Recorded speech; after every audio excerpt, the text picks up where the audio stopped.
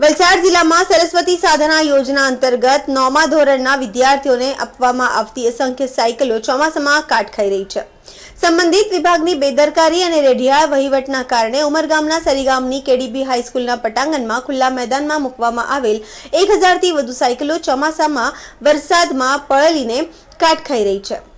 School પર તપાસ કરતા ચોંકાવનારી હકીકત બહાર આવી છે। ધોધમાર વરસાદમાં પડી અને કાટ ખાઈ રહેલી સાયકલો વર્ષ 2023માં શાળા પ્રવેશ મહોત્સવ વખતે આપવી જોઈતી હતી, પરંતુ 2023માં જે વિદ્યાર્થીઓને આ સાયકલ આપવી જોઈતી હતી, ધોરણ 9ના વિદ્યાર્થીઓને આ વર્ષે ધોરણ 10માં આવી ગઈ છે અને 1 વર્ષ થઈ ચૂક્યું છે। તેમ છતાં આ વિદ્યાર્થીઓ હજુ પણ સાયકલના લાભથી વંચિત રહી છે।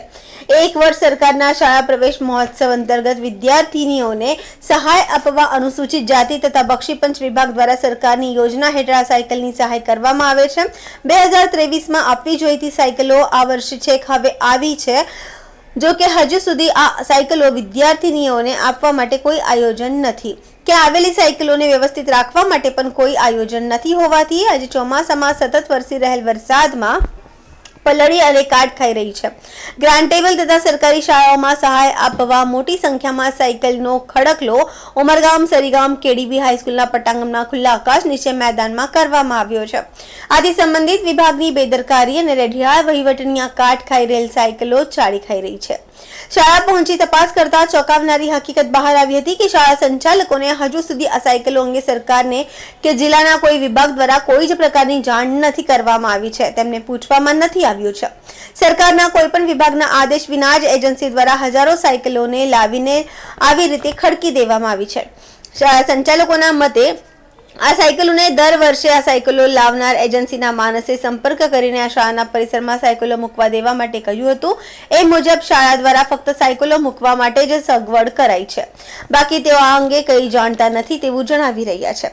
તો વિરોધ પક્ષ કોંગ્રેસ હવે આ મુદ્દે સરકારની આ યોજનાનો હેતુ સાર્થક નહીં થતો હોવાનું જણાવી ભ્રષ્ટાચારના આક્ષેપ કરીને વહેલી તકે આ સાયકલો લાભાર્થી વિદ્યાર્થીઓને મળવી જોઈએ એવી માંગ કરી રહ્યા છે। સરસ્વતી યોજના હેઠળ કે સાધના યોજના હેઠળ મળે છે એવી જાણકારી છે મને।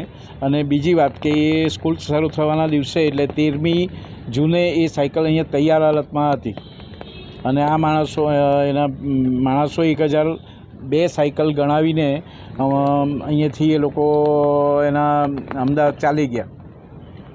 ગયા વર્ષે મળી હતી અહીંયા વિદ્યાર્થીઓને? મેં તપાસ કરી તો એક મને ખબર પડી કે શૈક્ષણિક વર્ષ 23-24માં અત્રેની શાળા કેમ્પસની બાળાઓને આ સાયકલ મળેલી નથી। 1 વર્ષ જૂની સાયકલ 1 વર્ષ જૂની સાયકલો મળે છે ને આ વર્ષની તો હજુ પ્રપોઝલ તૈયાર થાય છે।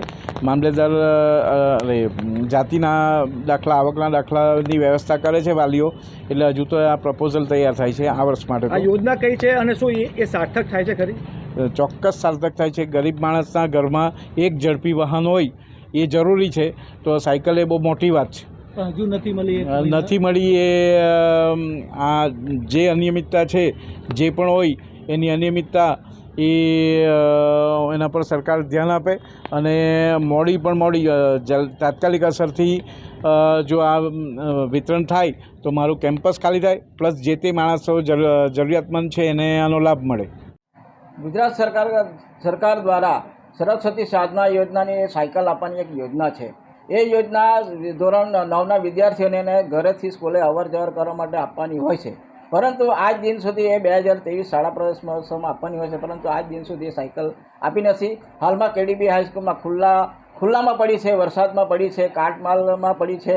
એટલે આ સરકારનો યોજનાનો હેતુ સાર્થક થતો નથી। એટલા માટે હું આ ખાસ વિનંતી કરું છું કે અહીંના વહીવટી તંત્ર કે અધિકારીઓને આ તાત્કાલિક વહેલામાં વહેલા ધોરણે સાયકલ મળવી જોઈએ અને વિદ્યાર્થીઓને લાભ મળવા જોઈએ।